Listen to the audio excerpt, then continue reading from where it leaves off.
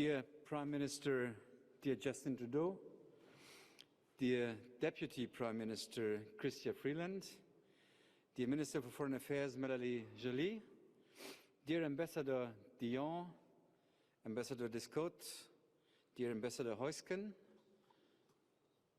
dear Mrs. Donselmann of Allianz, who has made it possible for us to host this event at the Alliance Forum at the Brandenburg Gate. Thank you very much for giving us the opportunity to meet here in this building. Esteemed members of the Diplomatic Corps, distinguished guests, Canada and Germany are closely linked, of course, in NATO, in which Canada, together with all other allies, protected the freedom of West Berlin and West Germany for decades, and together with others made the peaceful reunification of our country possible. It's a special honor for Atlantik-Brücke and Munich Security Conference to welcome you, dear Justin Trudeau, as our guest of honor today to talk about the situation in Europe. Atlantik-Brücke turned 70 this year, and we are pleased that the pillars of that bridge are built on a firm and stable foundation on both sides of the Atlantic. And I'm especially proud that on this occasion I can announce that we have a founding of an Atlantik-Brücke Canada as an independent sister organization. Ladies and gentlemen, hardly any other country is as closely linked to the European ideas of the Enlightenment and its ideas of freedom, democracy and human rights as Canada is. And occasionally, I thought sometimes Canada is more European than some of our European member states. Therefore, please allow me, just because my former colleague Chrystia Freeland is among us, it would be a good signal just now if after more than 5 years the German Bundestag would finally ratify the free trade agreement CETA.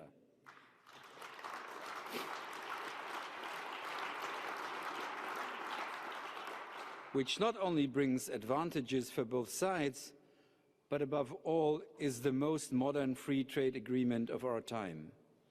Because right now we are realizing we are living in a time in which even fundamental foundations of peaceful coexistence between peoples do not endure. War is once again raging in the middle of Europe. For the first time since 1939, when my country started the Second World War, a war of aggression is being waged on Europe's soil again. Almost 80 years after the inhuman Nazi regime was defeated and 30 years after the end of the Cold War, Putin's war of aggression makes clear that we are entering again new dark ages. No other buildings represents this difficult war-torn history of Europe and Germany better than the Brandenburg Gate, where we just went through. Throughout the Cold War, it was the symbol of a world divided, a world in which two ideological blocs stood face to face, threatening mutually assured destruction with nuclear weapons. But it also stands for the ability to overcome dark ages. It was before the Brandenburg Gate where US President Ronald Reagan famously demanded, "Tear down this wall, Mr. Gorbachev." In 1990, when the Soviet Union collapsed and the Iron Curtain fell, Brandenburg Gate became a symbol for peace and freedom in Europe. Today, Germany stands firm as a democratic, liberal country in the transatlantic community of values. 200 years after its construction, it seemed that Brandenburg Gate finally would deserve the name that was originally intended for it, Peacegate. But we all saw that even in Europe, war is possible again. Even though Russia had moved well over 150,000 troops to Ukraine's border since last year, until 10 days ago, we did not want to believe that Vladimir Putin would dare to invade its neighbor, or that wars of aggression could return to Europe.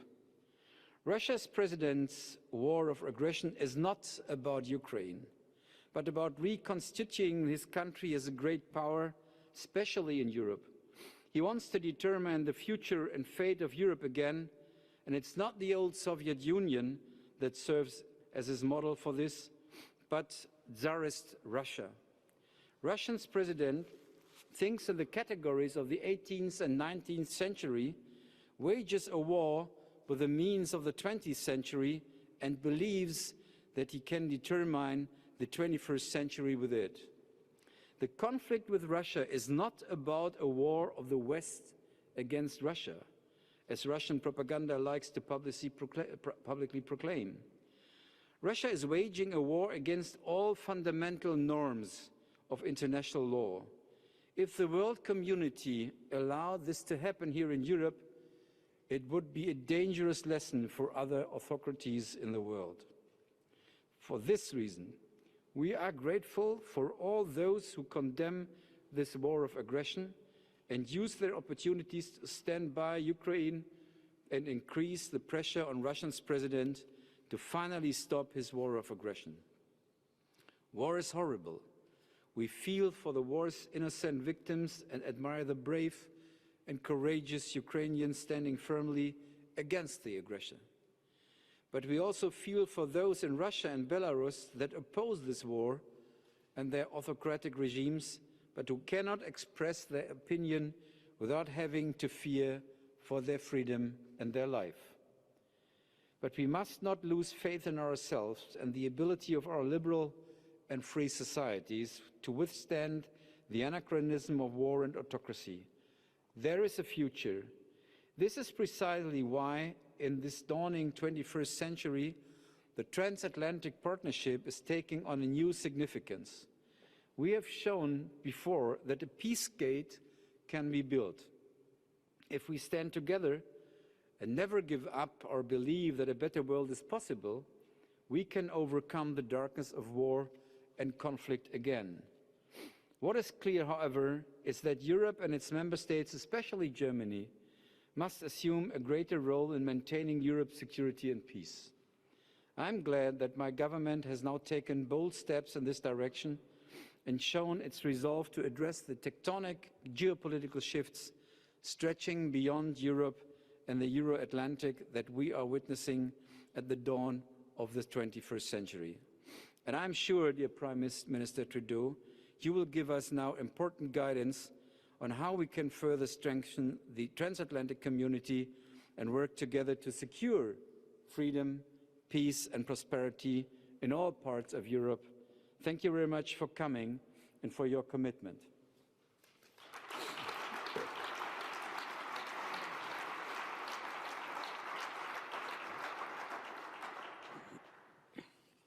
Thank you, Sigmar, for that warm introduction. It's so great to see you again. We really did work very well together during the CETA negotiations, and you've always been a friend and an ally to Canada and to democracies around the world. I'm looking forward to my conversation with Anna and with all of you. I want to thank Atlantik-Brücke and the Munich Security Conference for bringing us together. It's a real honor for me to address you today. It's also very good to see Ambassador Heusgen today. Christoph, I will always remember that during your final closing speech at the UN Security Council, you chose to take part of your time to call once again for the freedom of Michael Kovrig and Michael Spavor, two Canadians who were arbitrarily detained in China. Thanks in part to your advocacy and the advocacy of friends and allies around the world, those two men are at home now. Thank you, Christoph.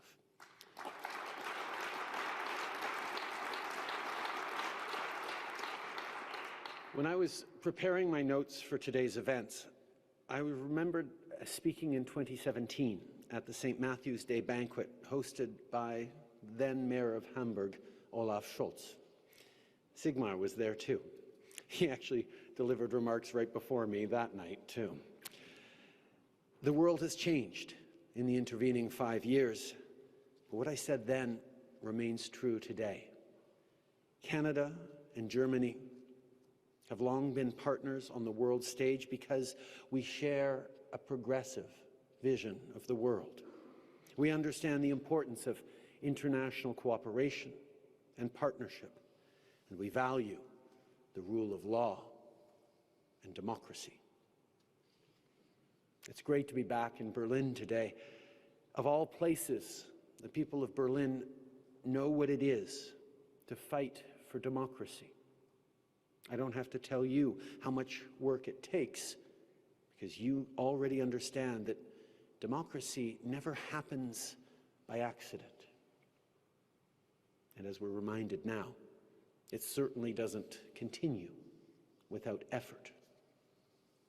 When Vladimir Putin launched a full-scale invasion of Ukraine, he violated Russia's international treaties, and he attacked the values that form the pillars of all democracies. This kind of brazen disregard for law and human life is a massive threat to Europe and to the world. Au cours des 80 dernières années, nous avons collectivement établi un ensemble de règles et d'institutions pour assurer la stabilité et la paix dans les affaires internationales. Nous l'avons fait pour protéger les gens et donner la meilleure garantie possible de respect et de liberté à tous nos citoyens. Ce sont ces règles et institutions qui sont aujourd'hui ouvertement menacées. President Zelensky and the Ukrainian people who are demonstrating so much courage and resilience, they're not only defending their country, they're defending the democratic values that are so important to all of us. They're standing up to authoritarianism. And Canada and Germany stand with them. With our allies and partners, we've put in place the toughest sanctions ever imposed on a major economy. We're making sure Putin is held accountable for his actions. Canada also remains unwavering in our support for NATO. We're supporting NATO's efforts to protect Euro-Atlantic security, democracy, and the rules-based international system we worked so hard to build together. Last month, Chancellor Scholz made a historic announcement to shift German policy to meet the challenges of today, including by supporting Ukraine with lethal aid and military equipment. While Canada and Germany have stepped up to help defend Ukraine, so has all of Europe. Under the leadership of President von der Leyen, a proud European and a proud German, the European Union is mobilized to defend democracy. And in this, Germany and the European Union can count on the full support of Canada. Now, Vladimir Putin is undoubtedly a threat to Ukrainians and a threat to people beyond their borders. But even as we are clear-eyed about the challenge he represents, we mustn't despair. Because at its best, democracy is always stronger than authoritarianism. But if we're going to be honest with each other, democracy hasn't exactly been at its best these past few years. Even as we're fighting Putin's invasion, we need to recommit ourselves to the work of strengthening our democracies. Apathy, cynicism, misinformation and disinformation, declining voter turnout, mistrust in our institutions. It's our job to rebuild that trust, to give people reasons to have faith in our institutions, to get involved in civic life. We can't let fear, anxiety, and envy overcome the hope, the earnest optimism that is necessary for democracies to thrive. We can't settle for simplistic answers to complex problems. We can't let nativism distract from the hard work of building better systems and real solutions. These challenges are not easy for any of us, but addressing them head-on is essential. Ce matin, le chancelier Scholz et moi avons réaffirmé notre volonté de défendre les démocraties et lutter contre la désinformation. Le Canada et l'Allemagne vont accroître leur contribution au mécanisme de réponse rapide du G7 annoncé à Charlevoix, en portant une attention particulière aux pays visés par les tactiques malveillantes de la Russie. Soyons clairs, la propagande et les cyberattaques nuisent à notre économie et minent la confiance des gens envers nos institutions. Vivre en démocratie, ce n'est pas quelque chose qu'on peut tenir pour acquis. Il faut être constamment vigilant pour défendre nos valeurs et les institutions qui les protègent. We all have a responsibility to deal in facts and to fight the flood of disinformation and manipulation. While social media has a profound positive effect on society, it also has a role in enabling harmful content, like hate speech and misinformation. Domestically, our government is working on new legislation to address online harms. This year, Canada is chair of the Freedom Online Coalition, and our goal is to encourage the public to have informed and meaningful engagement in society, both offline and online. We all have more work to do.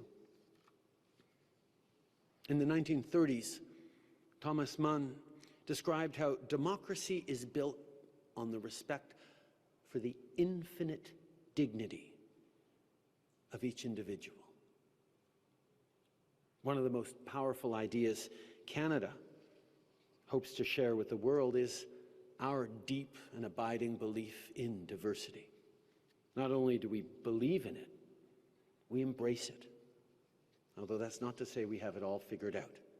We're making progress, but there is always more work to be done on fighting systemic racism, on gender equality, on defending LGBTQ2 communities, on reconciliation with Indigenous peoples.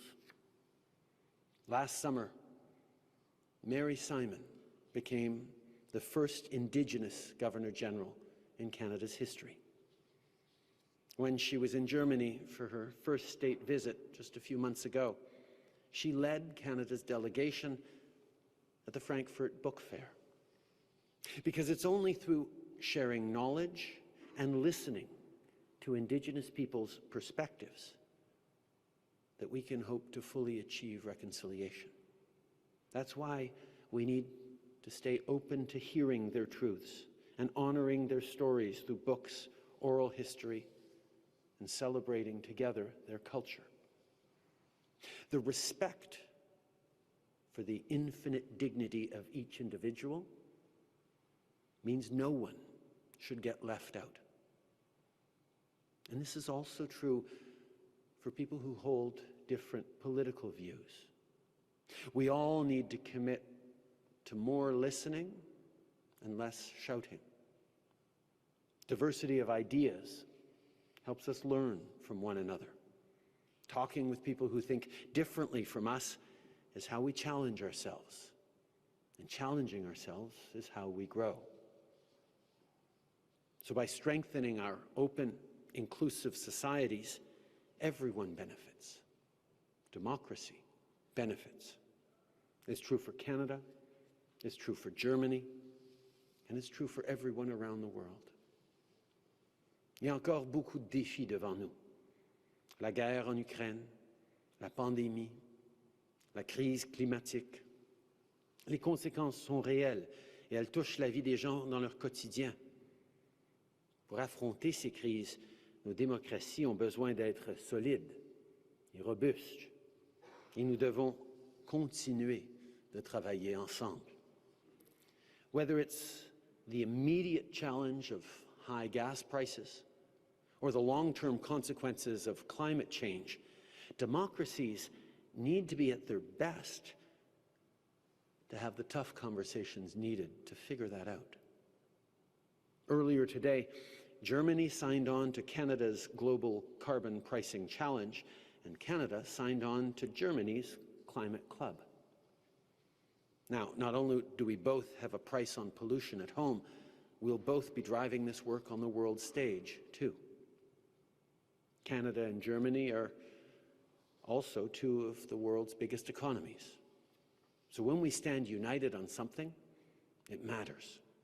After all, as this crisis in Ukraine has laid bare, we must keep working together. I know that European leaders have been calling for acceleration in the shift to clean, sustainable power as Putin tries to hold a continent of homes hostage over oil and gas. So I want to commend the leadership of Chancellor Scholz to halt the certification of Nord Stream 2 Russian pipeline. This was not an easy decision, but it was the right decision. You will not bend to intimidation, and you will find a path forward on a secure and sustainable energy future. You've made your vision clear, and Canada will stand with you. My friends, as long as we don't take our democracy for granted, as long as we keep working to make it better, as long as we stay united, we needn't ever feel intimidated by tyrants. Over the past years, Putin made the mistake of seeing disagreements as division and debates as weakness. It's actually our greatest strength. This Friday will mark 2 years since the World Health Organization declared COVID-19 a pandemic. This health crisis has been a challenge unlike any other, but it also showed how people stepped up for one another.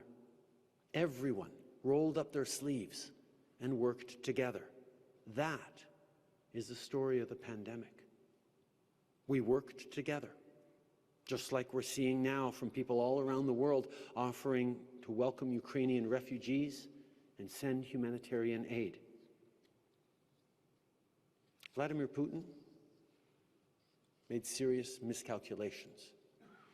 He underestimated the incredible courage of the Ukrainian people, and he underestimated the resolve and unity of democratic allies and partners in the face of authoritarianism.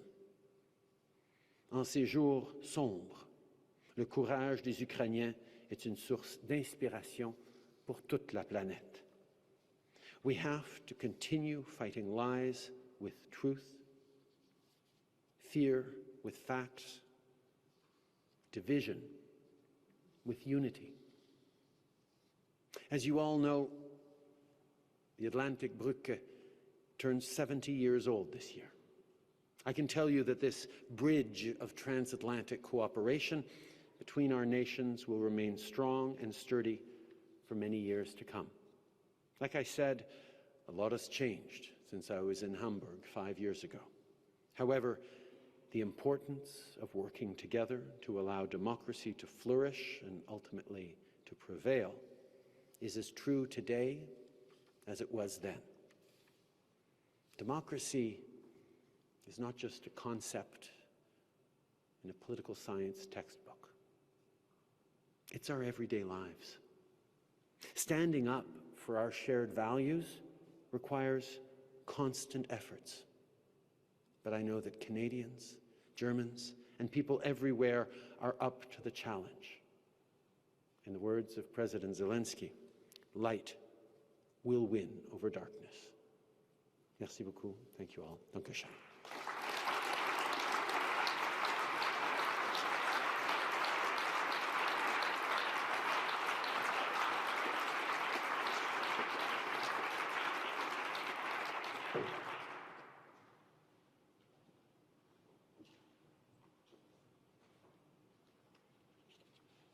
Mr. Prime Minister, this is a very tough act to follow. Thank you very much for a wonderful, wonderful speech. Prime Minister, it's wonderful to have you here. It's wonderful to have your ministers here, Excellencies. Sigmar Gabriel, thank you very much for joining us this afternoon. The Munich Security Conference is very happy to join the Atlantik-Brücke as co-host for this afternoon. And I would like to start by thanking Sigmar Gabriel for making the point about CETA. I think it cannot be that 5 years after the closure of negotiations, whereas Christoph Heusgen, who worked around the clock, we all remember your fight for it, that the German parliament has not ratified. I don't know if there are parliamentarians here, but I think it must be a must, it's an anachronism that in these days the parliament still has not ratified the agreement. Prime Minister, also come with a little task for Canada at the end, but I think we have to do our homework here. When I look back at my years as diplomatic advisor to the Chancellor, and when I look back also to the years in the UN, I must say there was no country that we worked closer with than Canada. And this is not only to please you here, but when I look back how closely we worked with Christia very closely, not on CETA, on Ukraine, 2014, 15, and what followed. You have in your staff one, which I tell you a secret now, I think you didn't know that, but he is a German spy. You have Peter Böhm, who is your Sherpa, and with him to prepare the G7 summit, the G20 summit, has always been a pleasure. And I don't know if his English is as good as his German. He's a great guy. In New York, I had 2 ambassadors I worked with. They were both outstanding diplomats, Marc-André Blanchard and Bob Ray. Marc Blanchard and we ran against each other for a seat in the Security Council. He lost, so it was a bit easier for me to maintain this good relationship with him, but he's really a great guy who I continue to be in. And then there is Bob Ray, who was president of the party in Canada and governor of Ontario, and an outstanding diplomat. We worked together in New York. You mentioned my final speech in New York in the Security Council, where I raised human rights towards Russia, towards China. And I asked Bob before, should I do it? Should I mention? He said, yes, go ahead. Prime Minister and all my colleagues, I have a certain disappointment when I asked my 9-year-old son this morning, told him I'm supposed to give a speech here on Canada. I asked him, what do you know about Canada? And I thought that he would say Pierre Trudeau or Christoph Heusgen, said Alphonso Davies.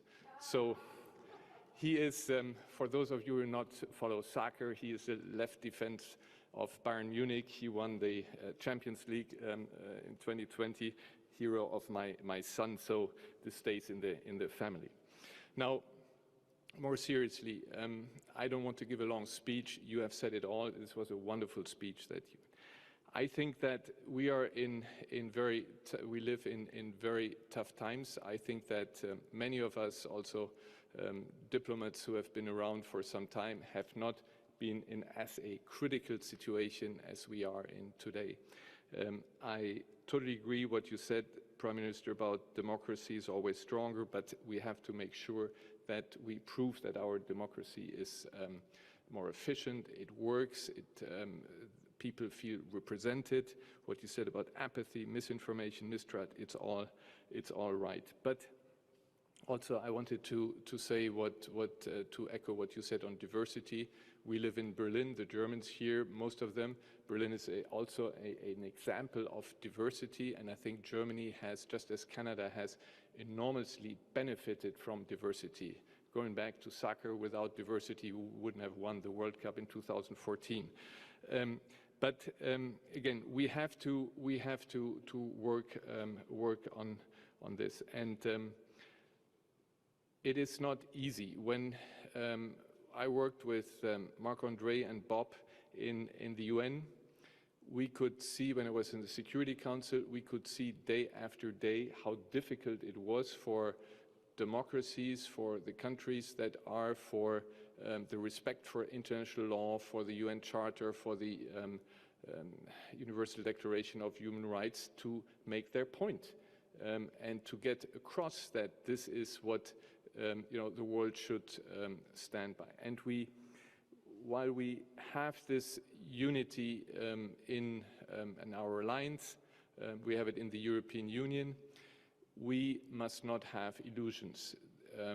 Our enemies are very tough. They are fighting very hard to win not the soul and the minds, but the budgets, the influence, the support for authoritarian leaders.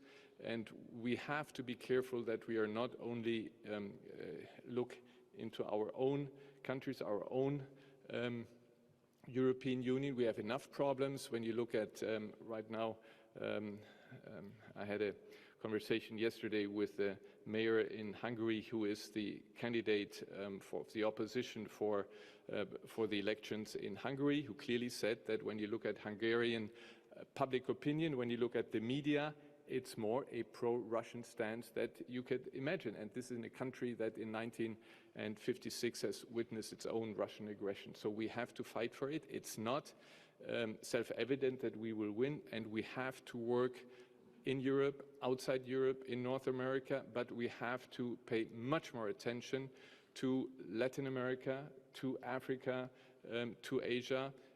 We have also to reach out. It's not enough that we work here, and as I said before, there is no other partner that we work better with who stands up for the same values as Canada did.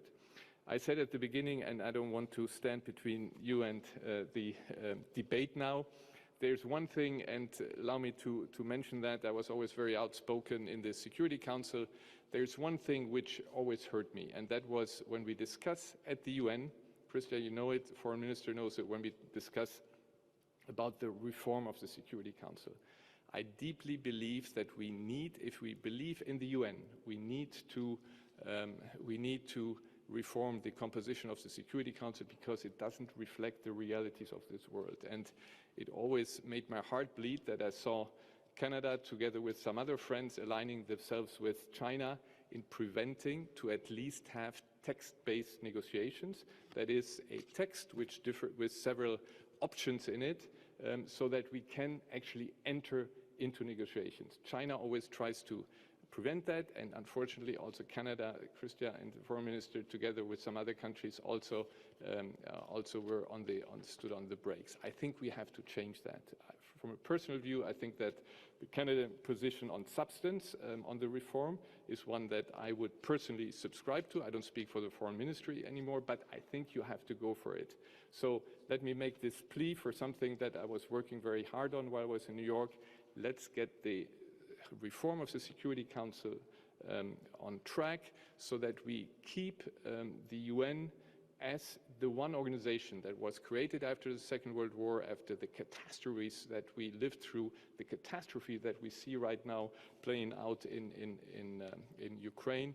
And we have to keep the UN, the Charter, the Universal Declaration of Human Rights as the founding and basic documents of our societies. And therefore, my plea is for you to also see to it that we make progress on this item. It may be a small one, but I think it's a symbolic one for what we our societies stand for, and this is the United Nations and the cooperation in that framework. So thank you very much again, Prime Minister, for coming, and looking forward to the debate. Thank you.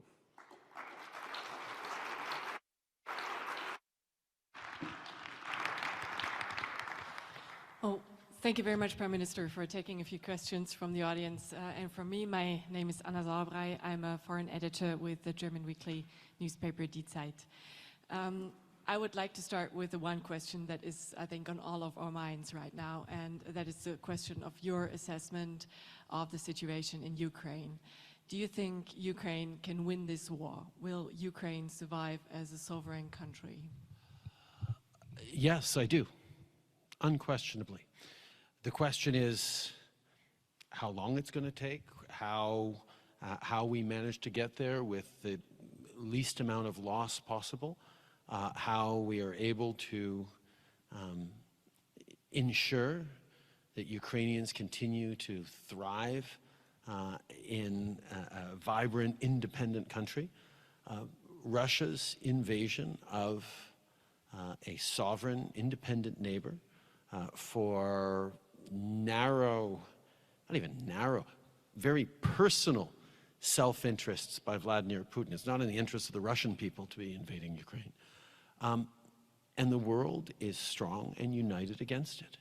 We are focused on not seeing escalation or expansion, because that would be bad for everyone. But we are going to continue to stand with Ukraine as long as it takes. The sanctions that we've put in on Russia will be able to stay in place as long as necessary to ensure a free and independent Ukraine once again. Canada has been on the forefront of supporting Ukraine. You've just announced another $1 million package of military aid today. Still, Ukraine says it needs more. It needs a no-fly zone over Ukraine. Would you support that? Are there any circumstances that Europe and Canada can go further? First of all, a little history. Canada supports Ukraine for two reasons. One, because we have shared values, a shared desire to stand up for what is right, and it is wrong to illegally, arbitrarily violate the territorial integrity and sovereignty of a democratic country that is choosing its own path forward. So we stand because of the wrongness of what Putin is doing, but we also stand for very personal historical reasons. After Ukraine itself and Russia, Canada has the largest number of Ukrainian descendants in the world. In early 20th century, a massive wave of migration of Ukrainians came and settled the Canadian prairies primarily, including Christia's ancestors, and built Canada in a very real and tangible way. And the pride of Ukrainian Canadians continues to this day, and the concern and preoccupation and heartache that Ukrainian Canadians are feeling with this violation of their homeland is palpable. So yes, we will continue to stand up and support in every way we possibly can.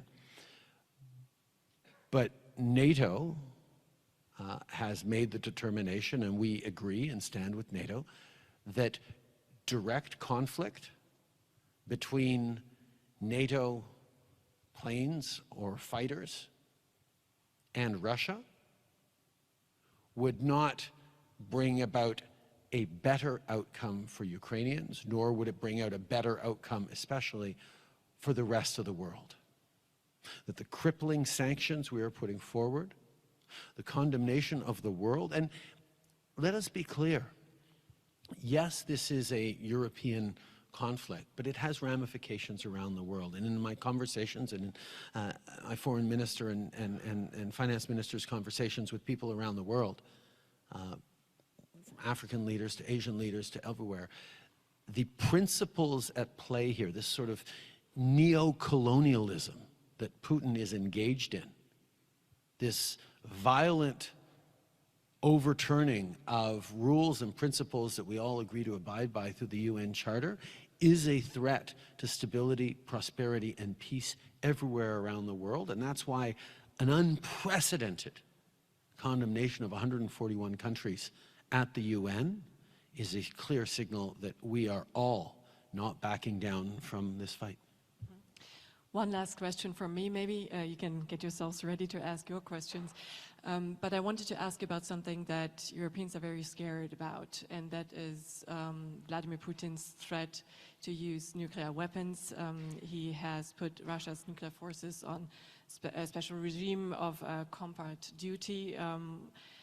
Do you take that threat seriously? Does your government take that threat seriously? We always take all potential threats to Canada extremely seriously, and the threat of nuclear war is one that Canada has long stood against. Back in history, we were one of the few countries many decades ago that was offered nuclear weapons in the Cold War, and we chose to say no. We steadfastly decided that nuclear armaments was not the right path forward for us, and obviously not for the world either, but we continue to make sure that we're doing everything we can to avoid that. The concern is that Putin is in a situation where there's no easy out for him, because the path to victory is extremely unclear right now. Even if he were to be able to occupy all of Ukraine, the crippling sanctions that the world has put on Russian leaders and on the Russian economy means that over the coming years of the very difficult occupation of Ukraine, Russians will continue to suffer tremendously because of Vladimir Putin. So we just need to continue to look for negotiated outcomes, look for a way to de-escalate, but we are going to do that in a way that recognizes the fundamental violation of international law that Putin is responsible for, and let Ukrainians decide on the path they want forward. The international community is busy leaning in and talking and trying to look for paths through this, but nothing about the Ukrainians without the Ukrainians is something that we have to stay true to. Thank you. I've got one question here in the second row. Please introduce yourselves and make it brief, because the Prime Minister and his delegation have to leave on time. Sorry, here's a mic for you. Oh, I see. My name is Christian Krinky, and I studied at the international law 60 years ago, or a little bit more than 60. And at that time, the leading professors and leading thinking in the world was international law and Völkerrecht. Gewalt prevails over Recht. That means so much. Well, you know what it means, that military power is more important. And this all has changed now. This all has changed now. And my feeling is you not personally, but you too, are condemned to win this. And that's the only thing which we ask you, to use all your fantasy that you can choose to win this delicate issue that we have at hand. And the question, some of our people in the community still think that something like, again, like in the 62 times, that Gewalt is prevailing over Recht. And that we do everything in this context, and you are one of the key players. So we put all trust on you, but the game is not over till it's over. So I wish you all luck, and thank you if you will do it. Thank you. I think for a lot of citizens, they said, well, Russia just invaded militarily Ukraine. Surely, if you want to stand for Ukrainians, the response has to be military. Well, actually, we have more and better tools than that now. The power we have, that we have built up over the past 75 years of unprecedented peace and stability around the world, means that we have the tools to damage the Putin regime far more effectively than we ever could with tanks and missiles.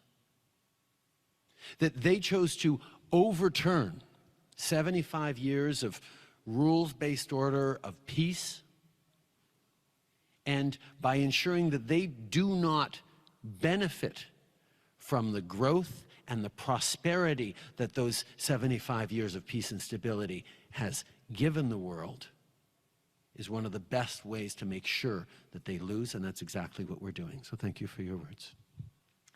Are there any more questions? Your chance. Yes, please.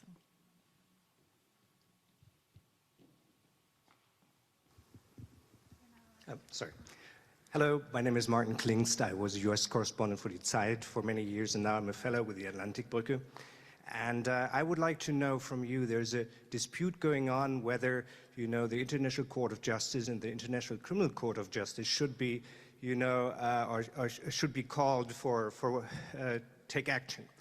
And I would like to know your stand on this. And the second question is, how many refugees is Canada willing to take? Canada very much believes in, of course, the International Court of Justice and the ICC, the International Criminal Court as well. I think they are both extremely useful, one state versus state in the International Court of Justice, but also for holding Putin himself accountable for the war crimes he is committing presently in Ukraine. The ICC will be extremely important. And in terms of refugees, Martin, thank you for asking. As you well know, Canada is a country that was built by people fleeing war, persecution, or just looking to build a better life for themselves. And it has been a tremendous strength of our country, going back decades, whether it was accepting Vietnamese refugees fleeing in 1980, whether it was more recently Syrian refugees or Afghan refugees, or any number of waves of people who've come to this country, Ukrainians back in the turn of the century. Contributed to building our country, and we have done extraordinarily well with that. And we will be open to accepting as many Ukrainians as want to come to Canada. We have created a 2-week process where Ukrainians anywhere in Europe can apply to not just come to Canada, but to be able to work and study and integrate into society far beyond a regular visitor's visa. We know many Ukrainians will choose to go home, hopefully soon, when the crisis passes.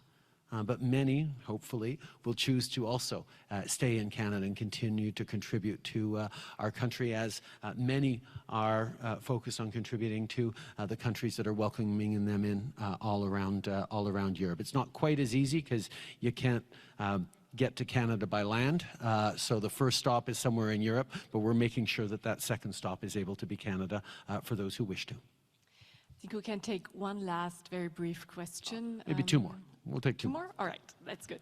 On the left side to the aisle, lady with a scarf. Hello, Sivin Janssen from the German Foreign Office. I was previously posted in Ramallah, soon going to Ghana. Anyway, thank you so much for being here today. We certainly find all ourselves in a very uncertain present and not only uncertain future, which is sometimes quite worrying. I feel like when we look at Putin, just pretty much 2 weeks ago, we realized what kind of irrational actor we are dealing with. And when we look at the past, there were a lot of red flags, looking at assassinations, looking at Georgia, looking at Central African Republic, at Syria especially.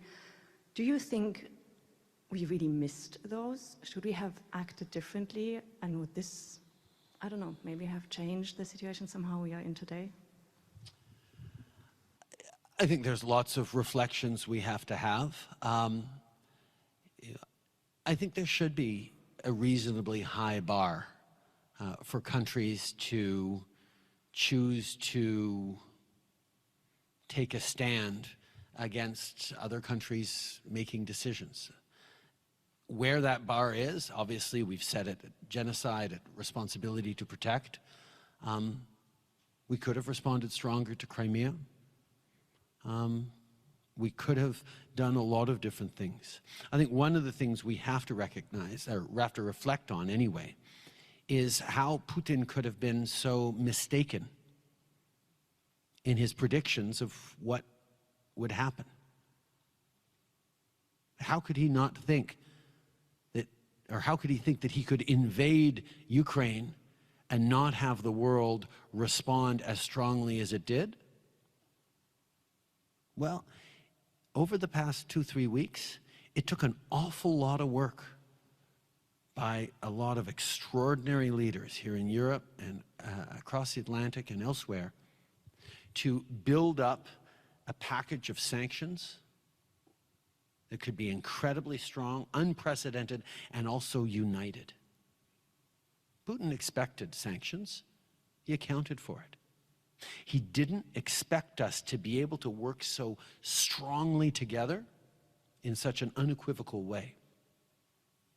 And I think that's because he fundamentally misunderstands the strength of democracy.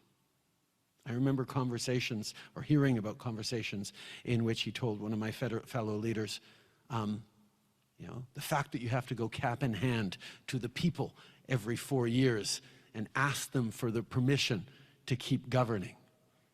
The fact that you allow people to stand up and ask you questions every day and challenge your authority just shows how weak you are, how incapable you are of actually doing big things, doing decisive things. That's Putin's misunderstanding of how strong democracies actually are. What he saw as disagreements and division are actually robust debate and a capacity to do things with free and strong and determined citizens willing to stand up for the rights that have benefited them so much. And perhaps we haven't done a good enough job over the past years in countering the rise of authoritarian strongmen in times of uncertainty that we're facing right now, whether it's COVID or climate change or rampant populism. There is an appeal for a little bit of authoritarianism that democracy has struggled a little bit to counter. And I think this invasion is certainly, on top of all the tragedy it is also a wake-up call to all of us, that whether it's misinformation or disinformation, whether it's bringing people together in a way that provides hope and optimism and confidence in institutions, like these are things we need to do. So make no mistake, this was Putin's mistake, Putin's fault, Putin's choice to do this. But I think we'd be missing an opportunity if we didn't say, can we reflect on how to better project the actual strength and appeal of democracy as a system so that we are more compelling to all those countries that are looking at the different paths forward and wondering whether democracy is actually better than authoritarianism. It is, and we're busy proving that right now. All right, let's go to the other side again, and there's the last question goes to, yes, please, second row.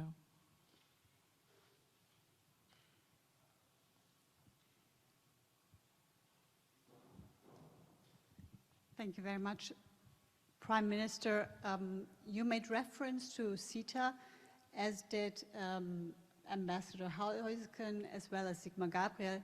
So as a trade lawyer and partner with Baker McKenzie and a board member of Atlantik-Brücke, I'm of course very interested to hear an update from you, or Christian actually. And the second part of the question would relate to future free trade agreements.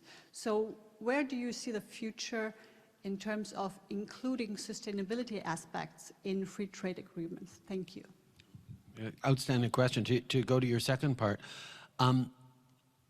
I think there has been a sense rising over the past years that trade deals have hurt people, that freer trade is not a good thing for our world, for our individual countries. And it's based on the fact that even though freer trade always creates more growth, more prosperity, it doesn't automatically ensure that the fruits of that growth, that prosperity is fairly or evenly distributed to people within the countries that engage in freer trade. And therefore, the case against globalization that is being made in so many populist corners is not so much a case that free trade is bad, but that it hasn't benefited enough people in society.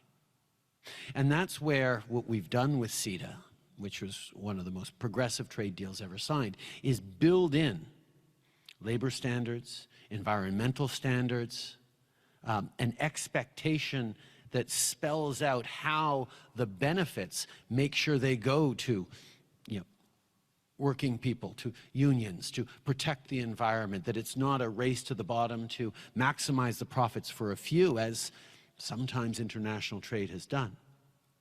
But instead is actually opportunities for small businesses to engage in more trade, for workers to find better jobs and better careers, for people to understand that the connections around the world do create more wealth that can benefit everyone.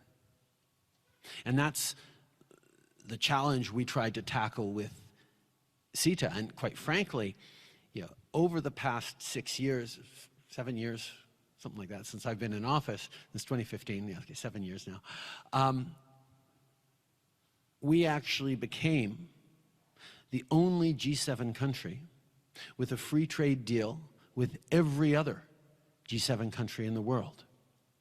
And we did it at a time where people were turning towards protectionism and against globalization. The way we were able to do that was by making a case for trade that benefits everyone, for growth that benefits everyone. And that certainly was at the heart of CETA. And in terms of ratification, CETA is right now about 90 or 95% in place. Businesses in Germany, in countries across Europe and in Canada are benefiting from CETA in massive ways, and we're seeing the trade balance go up.